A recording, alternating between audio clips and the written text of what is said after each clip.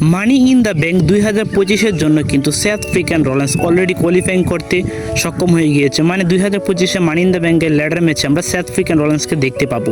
আজকেরও এর মেন ইভেন্টে আমরা দেখতে পেয়েছি সাউথ আফ্রিকান রোল্যান্স, সেমি জেন এবং কি ফিন বেলারের মধ্যে একটি ট্রিপল থ্রেট ম্যাচ। তো এই ম্যাচটি যেমন ছিল একটি ইন্টারেস্টিং, সেই ম্যাচটি ছিল একটি ভয়াবহ ম্যাচ। কেননা এই ম্যাচে তিনজন সুপারস্টারই কিন্তু বর্তমান লেভেলের ভালো মানের সুপারস্টার। তো এই ম্যাচটি কিন্তু একটা ভালো ম্যাচ ছিল। সাউথ আফ্রিকান রোল্যান্স, ফিন বেলার এবং কি সেমি জেনের কাছ থেকে আমরা ভয়াবহ কিছু মুভমেন্ট এবং কি ভালো ভালো রেসলিং মুভমেন্ট দেখতে পেয়েছি। কিন্তু শেষ মুহূর্তে আমরা একটি সময় দেখতে পাই ম্যাচটিতে ঘটে যায় তিনটি টিমেরই ইন্টারফেয়ার। সাউথ আফ্রিকান রোল্যান্সের তরফ থেকে আমরা দেখতে পাই ব্রনসন রিড এবং কি ব্রন বেকার এসে ইন্টারফেস ঘটাতে শুরু করে এবং কি এক সময় আমরা দেখতে পাই ফিন বেলার হয়ে ইন্টারফেস ঘটাতে শুরু করে ডমিনিক মিস্টেরিও।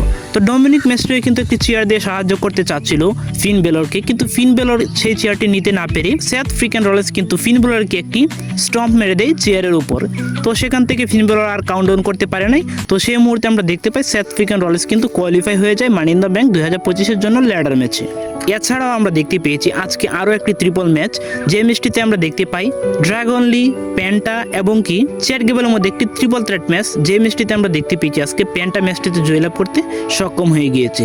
তো প্যান্টা, ড্রাগন লি এবং চ্যাট গেবেলের ম্যাচটি আমার মনে হয় একটি সাধারণ ম্যাচ ছিল। তো প্যান্টা এই ম্যাচটি জয়লাভ করার মাধ্যমে সেও কিন্তু চলে গিয়েছে মানি ইন দ্য ব্যাংকের ল্যাডার ম্যাচে। তো এই ছিল আজকের ভিডিও ভালো লাগলে অবশ্যই লাইক, কমেন্ট এবং কি সাবস্ক্রাইব করে পাশে থাকবেন। ধন্যবাদ সবাইকে।